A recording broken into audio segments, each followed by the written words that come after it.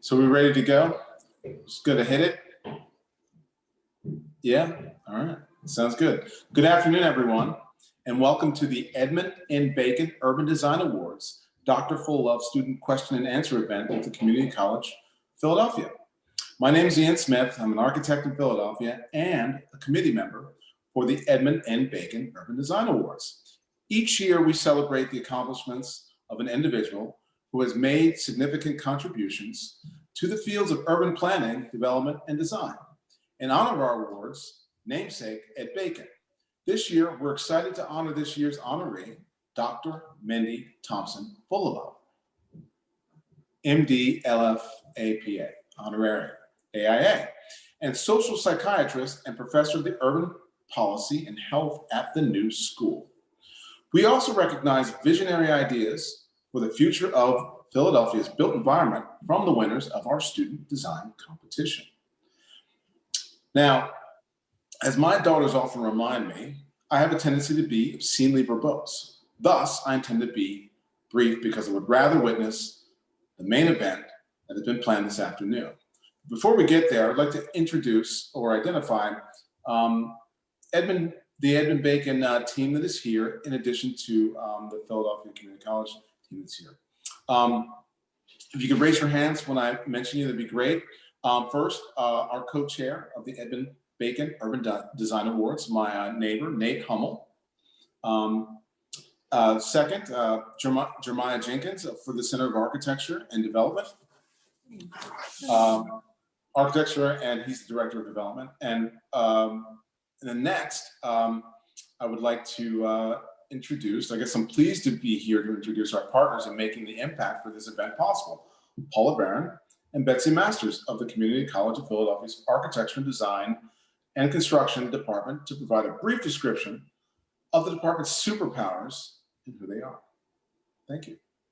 Hey, so this is maybe for everybody, but some of it for Mindy. And first of all, thanks for all showing up. I see that my class is going on right now. People have joined, and then there's also people who are joining from other classes. And I also want to introduce two other faculty members who are here. David Bertram, give us a wave, David. And Miles Grossbard, who I know did a project related to this work. So first of all, I'm sure you've been to Philadelphia, Dr. Fullilove, but we've got 1.6 million people here in a metro area of 5.7. It is the poorest big city in America. 23% of our population lives below the poverty level, and it has the highest child poverty rate in the nation at 37%. It's the fourth most segregated city in the nation. Certainly all of the issues that you work with go on here. Community College of Philadelphia is the largest public institution in Philadelphia. And it is the sixth largest in Pennsylvania. We have 4 campuses, community sites, and give 100 associate degrees and certificates. And we have a head count of about 25,000 students. 72% of the students are minorities. A median age is 23, so that means we have a lot of older students. And 73% of our students get some kind of financial aid. Let's see, where's my, in the architecture, design, construction department that has about 250 students, we grant 4 degrees and 1 certificate. We have a transfer programs in architecture and interior design, so we mimic programs of those 2, and students from our programs transfer into the 3rd year, having gotten our support and jump on their education. And so we do design studios, presentation drawing, technical courses, architectural history. Then we also have construction management and facility management as career track programs. And we have a certificate in architectural visualization, which is mastering high-end software. So our statistics track the college, which is about 67% people of color for the whole, for both us and the college as a whole. And I think you got a copy of the survey that I did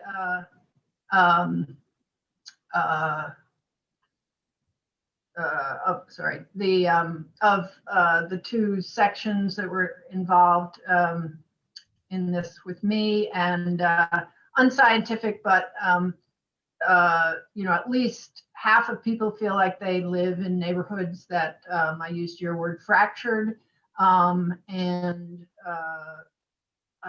had experienced many of the things that would impact low-income neighborhoods, and the kind of redlining and lack of services and lack of jobs and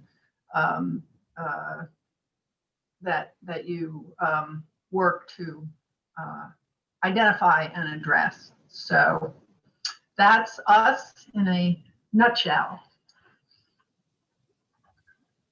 Okay, thanks. And I get to introduce this wonderful speaker. So Dr. Mindy Thompson-Fullilove is a renowned social psychiatrist who explores the ties between the environment and mental health.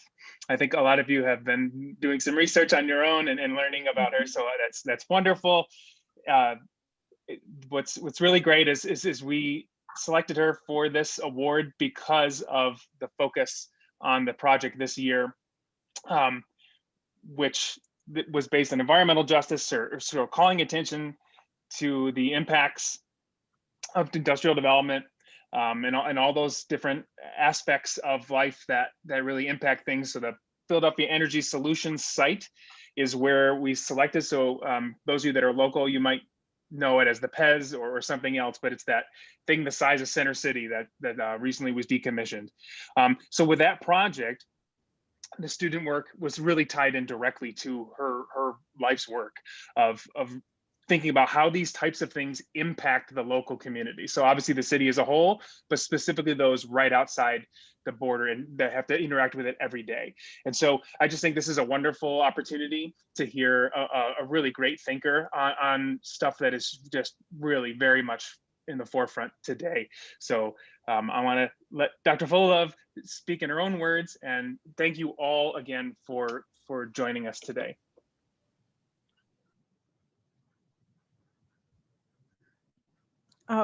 Yeah, I think I'm supposed to say a few things right now. Yeah, that's the plan. But I have to give a big speech in a little while, so I didn't make a separate set of remarks. And I think you know, we're in quite a moment in American history where American society is probably as fractured as it has ever been since the Civil War.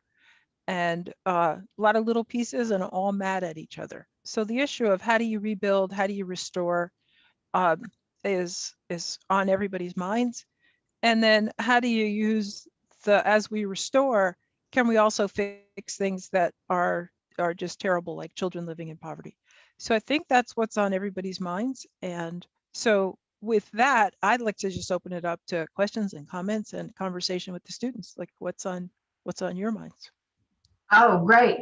And I also feel like I said to the students at the beginning of the semester that I feel like we are in the most tumultuous time I have ever lived in, and I've lived through a lot of things in our history since the 60s. So the questions so I have a series of questions that the students are going to answer, and they're grouped generally about your background and what brought you to what you study and work with, design and mental health, and urban issues, neighborhood issues, how they can be addressed both by designers and through policies and governmental action. So Isabella is going to start us off asking about a little bit of your personal path. Jermaine, can Isabella unmute herself? You could try, Isabella. There you Hi. go.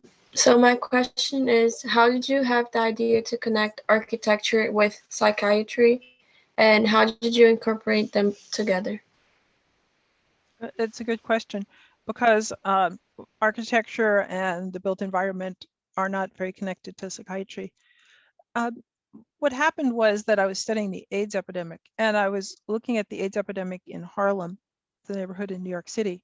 And at that time in the early 90s, Harlem had lost about 30% of its housing. So those of you who are in Philadelphia have seen this in your own city. The technical term for this is contagious housing destruction. And the term actually comes out of the destruction of North Philadelphia and was described by a geographer who was doing work on what happened to all the buildings of North Philadelphia. But it's also happened in West Philadelphia and other parts of the city, and had happened in Harlem. And at that time, some doctors had written an article about mortality, excess mortality in Harlem. And they pointed out that a Black man living in Harlem had a shorter life expectancy than a man in Bangladesh, which was then the poorest country on earth. So we were trying to understand how these terrible health outcomes might be explained. But I was also walking around the neighborhood, just looking at all the buildings were in shambles. Many had been destroyed. There was garbage everywhere. There were rats everywhere. It was really a neighborhood that had been blasted. So that's how I got started. I needed to understand what had happened to Harlem. And I'm a psychiatrist, so I said, what is this doing to people's psyche? Quade is going to ask you a question about design and mental health. Still pairing those two. And Quade, yes, there you are. So you can unmute yourself. Hello there. Hi. All right, so my question was, do you believe the way that low income and impoverished homes are designed play a role on mental health? And more so, as a psychiatrist, do you believe in principles such as feng shui, which are said to have an impact on people and their energy?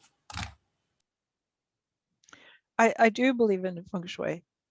And that's why the wall behind me is full of diplomas, because that's my wall of fame and recognition. And a feng shui expert who came to my house said you should enhance that wall so that you will get money. So I'm a big believer in feng shui. You know, it's an interesting thing. You don't have to design low-income housing to be ugly.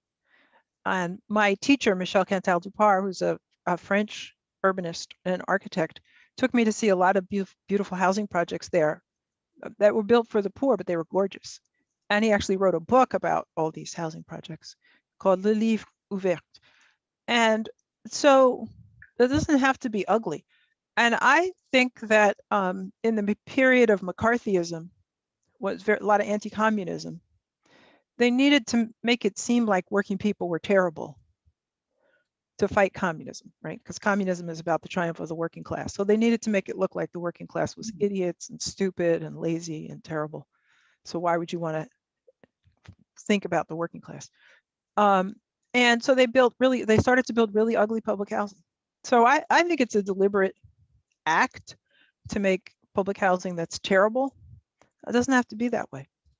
But we do have to honor that all people should have a decent place to live. Thank you. Make sense? Yep. Yeah. I never heard that connection to communism before. So Flo has a question about specific urban conditions. Flo, you want to? Hi there. My name is Florence. I just wanted to say that I was born in Roosevelt Island, and my grandparents came to this country from Martinique in the 60s and 50s, and they still live in Harlem. So your TED Talk regarding your parents and where they grew up really hit home for me. My question to you is, as the nation faces an overdose and opioid crisis, how do you think urban alchemy could change the stigma of injection sites, as well as overall opportunities for safe usage among the most vulnerable? That's a complex and important question. the when you start to break things apart in order to maintain power, which is how American Jim Crow capitalism works. They break things to stay in power. Then what happens is you create little pieces, and then you put the people, you create a hierarchy of who's a good person, who's a bad person, and you put the so-called bad people off in a corner, whatever you call a corner, because you might put them on this corner today and on that corner tomorrow. And that process, which involves both marginalizing geographically and serial forced displacement, obviously destroys any possibility that it could be, one nation under God, indivisible. We gave up the indivisible. So in a way, if you want to fix that, you have to embrace the bottom, because those are the people who are getting pushed around. And you have to say, all people deserve to have a decent place to live.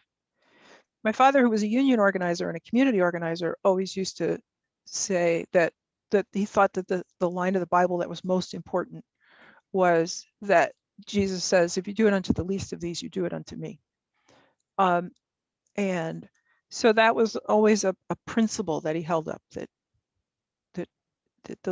it's the least of these who are closest to God, was how he saw the world. So, and perhaps your parents grew up with that, a similar idea in Martinique. So I think the issue is, how do we understand that the lepers and the prostitutes and the drug addicts are close to God? And how do we honor the light in them? And how do we use that as the position from which we rebuild our city? I think that's the question before us. Yeah, absolutely. Thank you. Great, thanks, Flo. Next is Alyssa with question about community building. And you're with us, aren't you, Alyssa? Yep, I'm here. I don't know where my photo is, but I'm here. Oh, okay, great. I wondered who Andrew Marr was. Okay. Yes. Hi, doctor. It's nice to meet you. Nice to meet you too. My question is, in regards to the neighborhoods and cities that are controlled by individuals such as the drug dealers, the politicians, or even its own residents that fight against improvement, what can we do to fight back?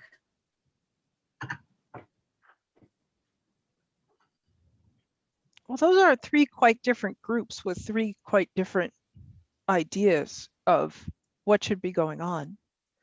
The drug dealers and the politicians are not at all placed the same way, nor are people in a neighborhood who have NIMBY attitudes. So they're very different groups. I would not group them together. I would think about each one separately. And the issue of who has attitudes that get in the way is obviously a very central issue. Here we are in the middle of the worst pandemic in the history of the world, at least for 100 years. And people are saying they don't want to get vaccinated and they don't want to wear masks. So what do we do about that? So I think it's a question that it's always very difficult, but under the social conditions that we're in at the moment of being of this terribly fractured society, there are people, all kinds of people, who will use the fracture for their own political gain. And former President Donald Trump is, of course, exhibit number one of a person who used divisions in society for his political gain. So he mocked mask wearing to agitate his base and get people out to vote. So this is a terrible thing. It's a common thing, and we're always struggling with it. I think that the part of the issue is that you have to get good issues on the table, and part of the issue is that you have to organize communities. And the most important organization doing those two things is the Poor People's Campaign, which has put forward a platform of 14 issues they think need to be worked on in the first 100 days of the Biden administration, and which tries to bring everybody to the table to solve the problems that you are facing there in Philadelphia, the problems of there being in the United States 140 million poor and low wealth people who are really being trashed by all of these processes, and certainly including the pandemic. So I think it's about those two issues. How do you help people? We have to get out of the hot button issues that make us so reactive, and we have to talk about what are the real issues. What are the problems with housing? What are the problems with education? what's up with our food supply. We have to talk about those real things that are making people crazy. Thank you. Thank you. And yeah, I'd recommend that everybody check out those 14 points of the Poor People's Campaign and see how the Biden administration is doing on addressing them.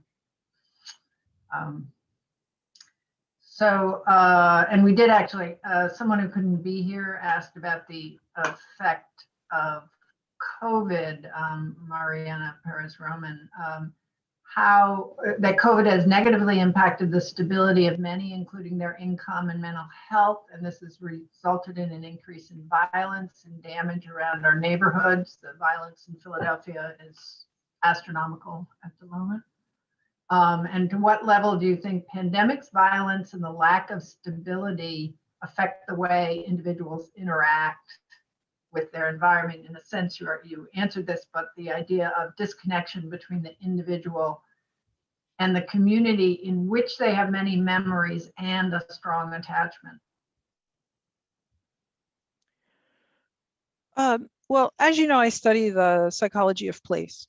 And in my observations, there are three very fundamental connections between individuals and their place. And one is that we have to be oriented. So for example, if somebody gets hit on the head and they're knocked out, and you've seen this in a lot of dramas, when they wake up, the people always say, do you know where you are? Do you know what your name is? Do you know who's president of the United States? And that's a test of orientation, because you want people to be oriented to time, place, and person. Do you know what time it is? Do you know where you are? And do you know who you are? So this orientation is very fundamental. You have to know north, south, east, west. You have to know to wear a coat when it's cold outside. But the way we know those things is by living in a place and being taught from our experience how to manage that place. So that's the source of our attachment to place, is that exchange. You know, if I'm in my house, I know where to go to get water. I know how to get food. I know how to get the snow off my sidewalk. I know how to do those things. So if there's a perturbation, a disturbance in the way my place is organized, that affects my attachment. But the first thing it's going to affect is orientation. So think of the beginning of COVID and the beginning of sheltered in place. We go to the store to buy toilet paper, but what if there's a run on toilet paper and there's no toilet paper in the store? What do we do next? So that becomes a very fundamental disturbance. Right in the first months after COVID, when shelter in place, everything was shutting down and everybody was getting laid off. And there were millions upon millions of people who were unemployed and applying for unemployment.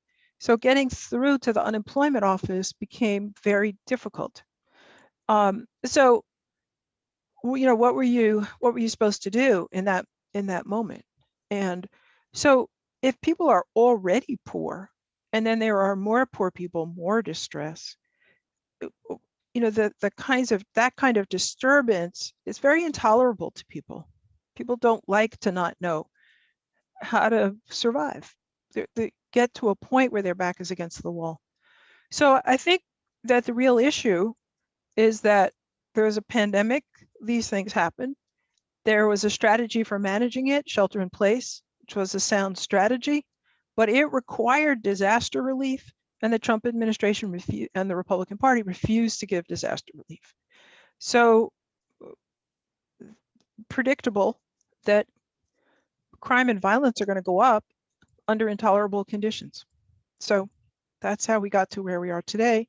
Hopefully this 1.9 trillion disaster relief package that the Biden administration is talking about will get passed quickly and money will start to flow and people will feel a little bit less desperate. Yeah, thanks. Let's see, Melina has a question about gentrification in relation to community building.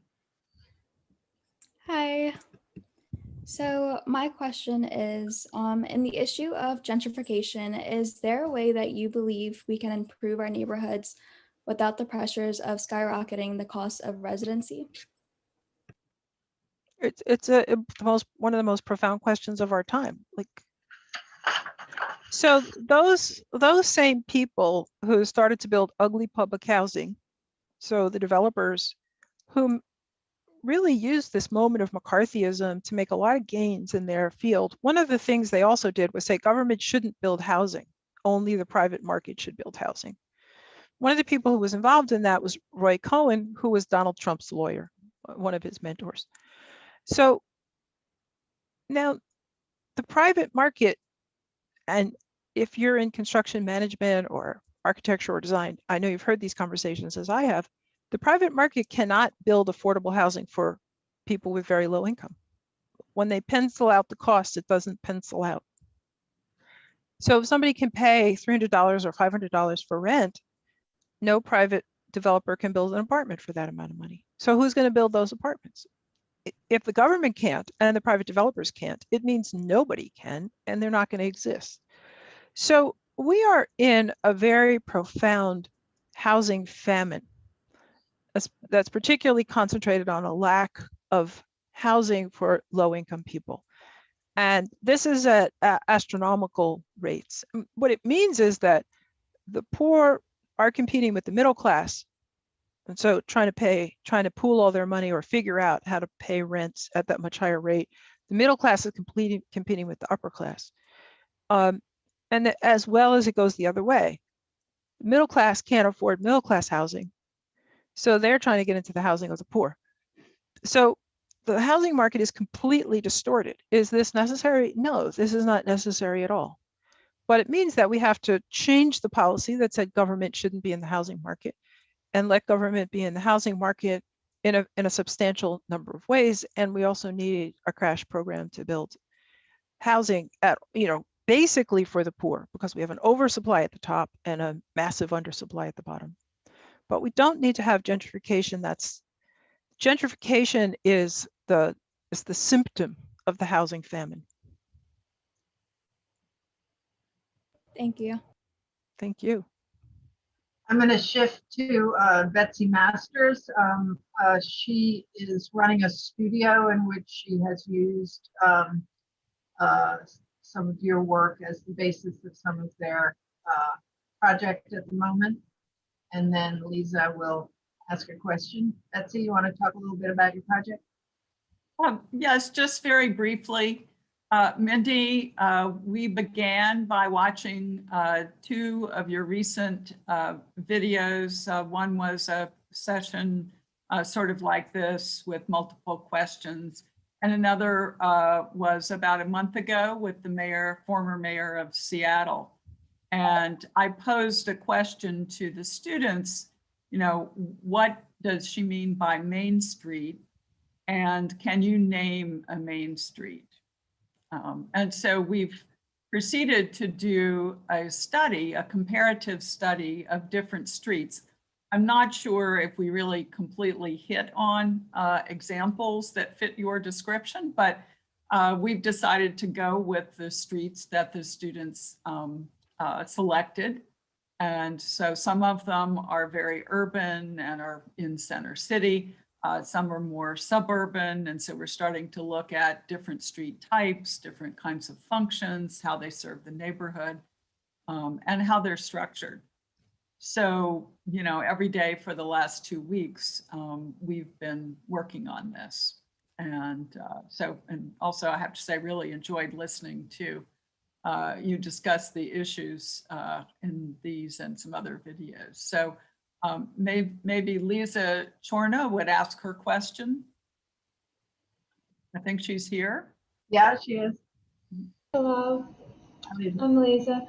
So I have a couple questions. The first is it necessary for Main Street to have car traffic lines, or can it exist only with public transportation traffic and sidewalks? You need to speak up a little bit, I think, so that we can get that. And that I definitely want you to ask the one about the natural process versus planning, but you can start with the car traffic lanes. Okay, should I repeat? Yeah, repeat it.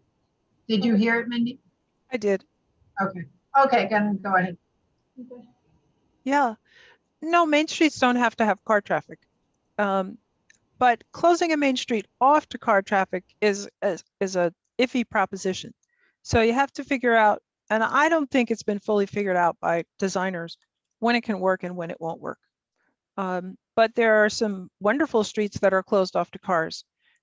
Charlottesville comes to mind, as does Bordeaux. Wonderful streets that you just stroll and there's no cars. It's great. But I've also been on some that are really tragic. Old Town in Baltimore is an example of a disaster. So I have to be very careful with closing streets. Jersey City closed one block of Newark Avenue, one of my favorite main streets. Was great. Then they decided they got greedy. They thought they could close two. I think it was a very bad idea. So it's iffy. It's tricky. And that's something Philadelphia is also looking at, is closing individual blocks. And I know there are some in New York City as well. Lisa, you want to ask your other question about government versus natural process? Yes. So I don't have it on the list. You don't have that listed there? I can ask it for you if you want. Yeah, please. Okay. So she asked, what are the main aspects governments should look for when creating main streets, and when can it be created on purpose, or is it a natural social process that cannot be artificially launched?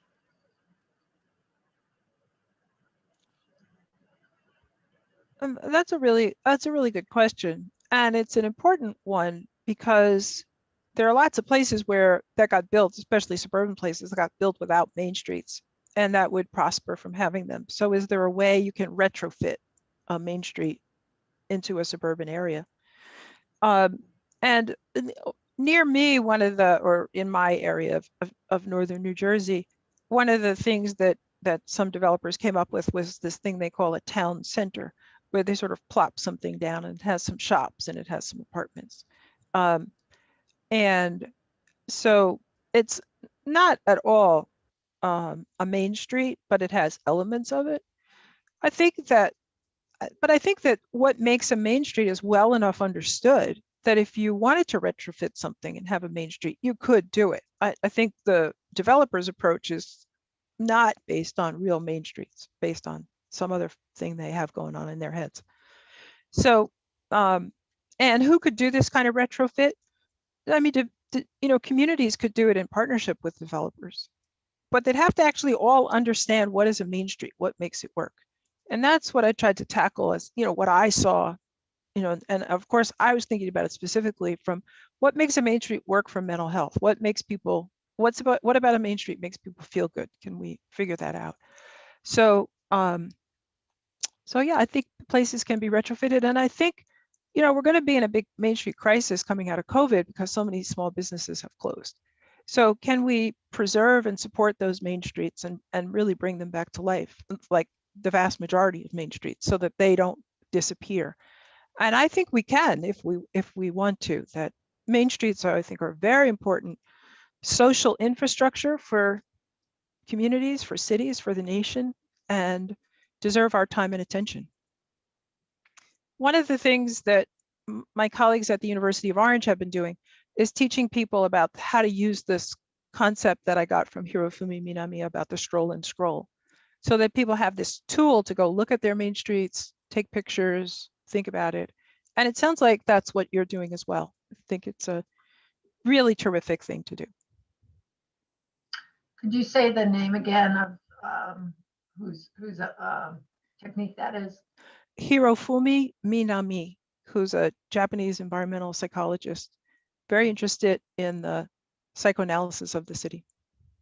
So he taught me about the stroll and scroll. It's his invention. But we're trying to teach, because all citizens could participate in a stroll and scroll, and that way, get a better handle on what is going on in their city. So it's a wonderful thing for people to do and think about what they see. It's easy. Anybody can do it. Even me. Yeah, we can all learn, we can all learn about our neighborhoods more by really looking at them. So let's see, Maz, Chris, you have a question and you can talk about your background and what brings you to the idea of how you get effective government and community building. Thank you. Hi, I'm Maz. My last job, I was working for the city government in Baltimore City. And I was in a program that was designed to support small businesses. And my experience there showed me that achieving real change, real like uncomfortable change was almost impossible. Policies that were created to help small businesses would often end up helping more wealthy businesses instead, without offering a good enough infrastructure for the struggling businesses. And a lot of our outreach to minorities, I felt often was more about PR than about actually helping those communities. I'm thinking specifically of, there's a controversy around the development in Baltimore called Port Covington, where it was built in an opportunity zone that was meant to support growth in that zone and bring jobs to that zone. And Port Covington was actually owned by the founder of Under Armour, who didn't really need the assistance. So a lot of examples like that, and just having to feel the frustration of navigating this ecosystem of inequality that you've talked about, where inequality is sort of built into these systems that we're trying to work with to bring equality to people. So my question is, in light of all that, what do you think are the most effective ways that we can help to dismantle and rebuild these unequal systems in the role of an architect? So what leadership roles in policymaking and community building do you think we should start considering being involved in? You know, it's not about, in a way, it's not about being a bureaucrat. It's about being a community organizer. So I think the role you want to take on is the role of organize all your friends. And the people who are doing the best job at this moment of organizing is the Poor People's Campaign. So the simplest thing to do right now, and where I think you'll learn the most skills and get the best perspective, is join the Poor People's Campaign. And I say that because I think they have the best program. I think they really understand that it's not simply about race, it's also about class, that class oppression is very real in this capitalist society. McCarthyism tried to prevent us from ever saying that again, but turns out whether we say it or we don't say it, it's still true. And then, you know, so when you go to a Poor People's Campaign event, you hear from voices all across the country of what people's suffering is. And you might feel like you're alone in having problems in Philadelphia, but you're not. So they're everywhere, you know. So it's a very exciting thing and very uplifting. You feel energized. So this is not about having some position in politics. There's no position in politics or in city government that can bring about the change. This is going to be the will of the people. Thank you very much. You're welcome. However, let's see. I think May could not be with us. Let me go on to Georgia about how architects can best still. Well, Georgia, ask your question. Sure. Hi, I'm Georgia. My question is, if architects and designers are ultimately the people deciding which problems need to be solved, how close to the lived realities of the community do you think they need to be?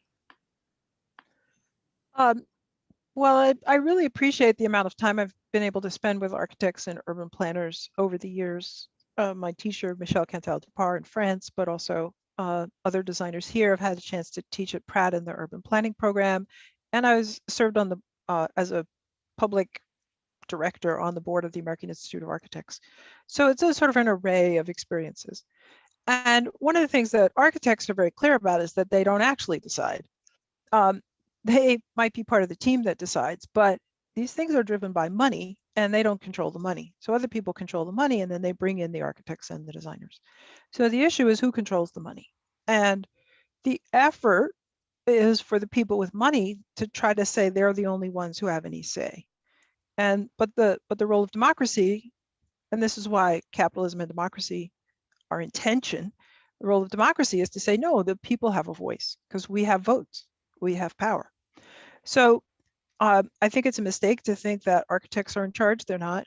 That's not what I hear architects saying, and I believe that it's true. But architects bring some very specific skills, as do planners. And so the reason that I organized Urban Alchemy into 3 sections of Align, Create, Connect is that I think what's missing is this connection between the architects and the people, all the people. And so the 2 sections of the book around Align and Connect are really about connecting with communities, connecting with neighborhoods, connecting with politicians, all the people that have to be connected to make a good, something that will really help to repair our society. And then I think that architects and planners, designers have lots of good ideas, but they don't have all the ideas we need. And that part of the challenge they face is to actually take up this issue of what is it they can contribute to repairing our society. It's not all about skyscrapers. We probably have enough skyscrapers, but what we don't have is enough connectivity. So, thank you. Thanks. Ro,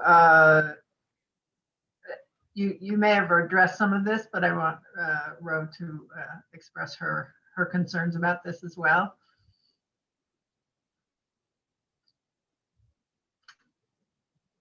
Hi, sorry. So I wanted to know, Philadelphia tore down its high density public housing citing crime, and the newer public housing projects are just not large enough to meet demands. Are lower density public housing projects actually helpful in reducing crime? And what characteristics do successful high density public housing projects have in common? It's a really important question. And as I mentioned, there's this book, Le Livre Ouvert by Michel Cantal-Dupart and colleagues, which looked at what they thought were well-designed public housing projects in France, including one by Le Corbusier and other great architects. And they're really stunning when you go to see them. And there are a whole variety of designs. So some are low and some are tall. And they tried to look at, what is it that works? And I think that the design of good public housing is not different from the design of anything that really works, which is that it's that the apartments themselves are large enough for people to live comfortably, that the buildings are set in a way so that they feel part of the city, and that they are connected to, people have to be connected to work and to fun. Freud said that the point of life was both love and work. We want to have fun and we have to have jobs. And then they have to, the main thing is, I don't know if you've come across Stuart Brand's book, How Buildings Work, sort of what happens after the architects are done. And he says the main thing, if you're going to buy a house or have a building, is don't spend all your money on the house, because you're going to need a lot of money for the maintenance and for the renovations, because as soon as you move into your house, you're going to want to change it. So buildings have to evolve constantly. And what's happened in public housing, and I'm sure it happened in Philadelphia as elsewhere, is they didn't do any maintenance. And Philadelphia is a working class town, big factory town, and the factories closed, deindustrialization, so people were thrown out of work. And we didn't ever solve the problem of where were those people going to work. So on many levels, we built badly, we failed to maintain, we didn't connect people to work in the aftermath of deindustrialization, we set up the failure. So you have to work on a number of fronts, but these are well documented. It's not impossible to do, and can be actually, for designers and architects, huge fun. Michel Cantal-Dupart and his colleagues, Roland Castro and others, did a project called Bagneux 89, which looked at these problems of isolation of public housing from in the context of France, and asked people. So they paired a mayor and an architect and asked them to come up with plans. And they came up with all sorts of wonderful things, and they had a great time. So these can be extremely delightful and very effective projects if we want to do it. We need public housing. And and I believe it's in Austria, most of the housing is public housing, like for everybody. So people don't need to own their home, and they don't need to pay a lot of rent. Quite the opposite. What everybody needs is a house that's well maintained and fun to be in. Thank you so much. Certainly our current structure of capital costs and building, even if it is government funded, then it just leaves, and the maintenance is not funded along with that. So yes, it's a big issue. So I have a last question on this, and then we can open it up to the floor to other students, or Mindy, if you have questions for the students yourself, certainly do that. And Sonal, you wanted some advice for aspiring architects? Hello, doctor. How are you? It's an advanced question for students. What approach should we aspiring architects have while designing and implementing an idea initially? And how can we include the issues you raise in our work? Yeah, well, I think that, for aspiring architects, that you want to go to an architecture school that is going to teach you how to do this. I don't think it's that hard. But some architecture schools will really take you out and take you on projects of this sort, and they'll teach you how to talk to people in the community, how to bring in ideas, and then how to really be in that kind of relationship, that kind of relatedness. And then as you go out into the workforce, you want to go work for firms who do that kind of work. So I think it's about trying to figure out where can you get those kinds of experiences, and piling them up is what you want to do. Search, seek, and ye shall find, as they say. Yeah, it is search. That's true. Yeah. Okay, so and anyone else, you can just speak up, you can put it in the chat, or if you have questions for the students or want to know more about them, you're certainly welcome to throw something out. Zoom is not the best discussion format, but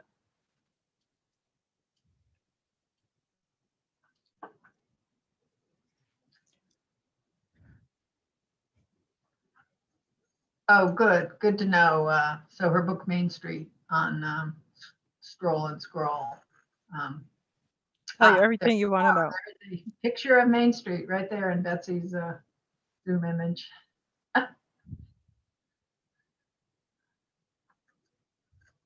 And we did have other questions. Some of the students had multiple questions. Well, here's one from Georgia. What main streets in the US do you love, and what can we learn from them? Yeah. I have to say that I pretty much love all main streets. When I was writing my book, it went on for 11 years, and I visited main streets in 178 cities in 14 countries. So I saw a lot of main streets. And just whenever I was in a city, I would always say, okay, I better go see the main street. So, but let's take Newark Avenue in Jersey City, which is a main street I love. So it's about a mile long, and it starts basically at a highway and a factory area, and then it runs down to the edge of the old downtown. So before you get to the new downtown. And along that, so it goes past City Hall. It goes past a really historic graveyard, goes past an old neighborhood that was Eastern European, Puerto Rican, and Black, which has now been largely gentrified. And at the beginning is Little India. So it's sort of Little India at one end, and then highly gentrified, and where they have closed the streets to car traffic at the other. So it's fascinating. You just feel like you're passing through epics of the life of Jersey City. I walked Newark Avenue with a friend of mine who's an architect, And he was pointing out that every building had exterior cladding of a different material. So there was brick and aluminum and asbestos and wood and just all kinds of things.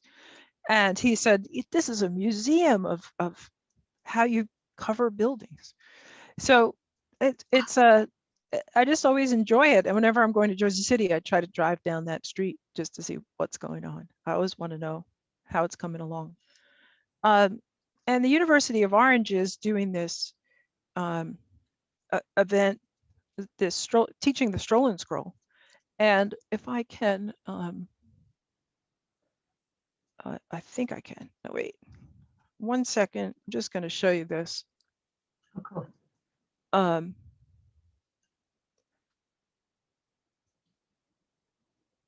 think I can share my screen. I can. I'm powerful. Yes, you should be able to. Yeah, thank you.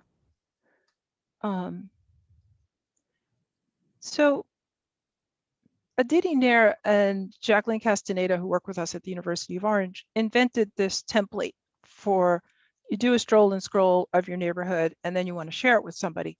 And this is an illustration from my book. So in my book, I created this scrolls following Hirofumi Minami's advice that have a photo and a map of where the photo was taken, and then some description. So they took the idea, actually Jackie and Aditi created these for my book. So they adapted this to how would we make a PowerPoint so that a lot of people who are going on Stroll and Scroll could share. So this is one that I had done on a previous Stroll and Scroll on Main Street in Orange, New Jersey. So I just used the map that we had for telling people where we were going to walk. And then I took this photo and I added this text. So we were supposed to go this week, but it was a lot of snow. So I didn't go walk on Main Street. I just submitted, like, I walked to my bird feeder. There's my bird feeder. And there you can see a blue jay having breakfast after I refilled the bird feeder. That was my Main Street walk. But so my daughter Molly lives in Jersey City. And so she went walking on Newark Avenue. And so she's walking along here and she says, this strip has so many things. This includes the public housing, halal food and pizza shop, Chinese takeout, bodega, laundromat, Filipino bakery, Filipino grocery, pizzeria, barbershop, beauty parlor, law office, physical therapy, dentist, print shop, banners and trophies, sneaker store, parking lot where Zach hung out after high school. And then on the second block, sorry, on the second block, there's a courthouse, bail bonds, photomat, pharmacy, realtor, construction site, butcher shop, shoe store, massage parlor, injury lawyer, bar, Mexican restaurant, West Indian restaurant, Chinese restaurant, etc. So this is Newark Avenue where I love to work and love to walk. And there's just all these things to see. And you just get a sense of how dense and interesting and how many different kinds of people are there. And then this couple who are participating in the Stroll and Scroll event live in Fort Myers, Florida. And this is where they went to walk and what they saw. So I don't know how many other people. Then there's this long transect walk, etc. So this is a way that we have developed for sending people out to look at their main streets and then sharing what they saw. So, but as you can see, you see different things and walk different distances. Some will be very packed and some will be more spread out, but it's always interesting. So in answer to the question, what main streets in US do you love and what can we learn from them? I love them all. And there's always something to learn and I don't always know what it is. So just go. Thank you so much. So we have a last question, Flo. It was one of your questions. So about being a woman of color in the field and that personal relationship. So I thought if you wanted to ask about that. Sure. I have it here if you don't. Yeah, I don't have it memorized, but I remember the context. I wanted to, and if this is too personal, please let me know. Your personal experience with mental health I'm curious as to how your relationship with that has shifted within your career over the years. Am I leaving anything? That's a good question. So you may or may not know, at least in my era, everybody that went into psychiatry was crazy. Or we all thought of ourselves as crazy. And we used to joke that the hospital where we were training was our day hospital. So a day hospital, people with psychiatric illness go there for the day. It keeps them very structured, keeps them focused, and helps them recover from their psychiatric illness. So we said that the hospital was our day hospital. That was our joke. So if you feel like you're crazy, it's a wonderful profession, psychiatry. And it's lovely to talk to other people who are crazy and try to help them, try to help yourself. But my own particular suffering had to do with a disruption in my place, or disruptions in my place. And so I didn't want to, even though I was in psychiatry, I didn't really understand. There's nothing in psychiatry that really was an adequate body of theory to help me understand what had happened to me. And so that's why I started studying the psychology of place, so that I could understand what had happened to me. And it was wonderful to understand that, be able to put it into words, and helped me feel better. Also helped me understand the suffering of many other people who also lacked words for what happens when you lose a place that's beloved to you. So that's how I came to study the psychology of place, and then to write the book Root Shock, etc. And then maybe putting one more, Denali Jaffe put in the chat, since the percentage of women in color in the architecture field is very low, what's your advice to female minorities looking to pursue a degree in architecture? And I'd like to say that I imagine there weren't very many Black psychiatrists, or maybe even in social science. So. Well, I was really lucky that the American Psychiatric Association had a minority fellowship. So that brought many minorities together at least once a year. And sometimes we also met on our own, and we stayed in touch. And people I met in that fellowship are still dear friends of mine. So that was very helpful. And I think that this is an ideal moment to be an aspiring person of color, or a woman of color, especially going into psychiatry, because there's been a deep recognition in the field that they have to change. And so I think you'll have the maximum amount of support that it is possible to have. And I think that, do it. Enjoy it. And, a lot of people these days say, I don't see anybody who looks like me. And I have to say, this was not an expression in my day, when there weren't any minorities in any of these places. And we were told, you have to go, you have to be the first one. Just do it. And we knew we had the community behind us. So don't worry if there's nobody like you. It'll be a big adventure. You'll find support in all kinds of surprising places.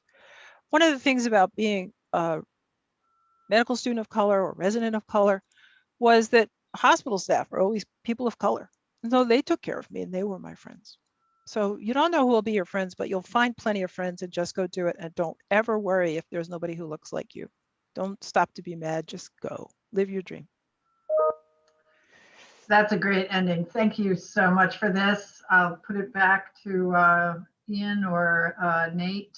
But I really appreciate you giving this time to the students. We are not. My pleasure. My pleasure. It's all about the students, right? It's all about you. It is. All about the students. Community college has really, it's an inspiring place to teach. There's almost nothing much more to say, because I was impressed by the amount of questions. I don't think I would have come up with something as a student as many of those questions. So I applaud you all for bringing it, showing up and blowing up, as I like to put it. So thank you. Okay, thanks a lot. And should we encourage people to go to the main event, Jermaine? Well, certainly they all have the link to the main event. Some will not be joining till right before Dr. Fullilove speaks because they'll be in class with me before that. But I really do encourage any of you that can do it. You'll find out about the site and the competition, and then also her talk. So. Okay. Thank you, everyone. Thank you. Thank you. Bye. Great night. Thank you so much, Dr. Fullilove, and also thank you, Jermaine, and everybody at AIA Philadelphia and the Center for Architecture for including us in this event. We really, really appreciate it. This was great. Thank you very much. Yeah, really great. Thank you. Bye. Thank you.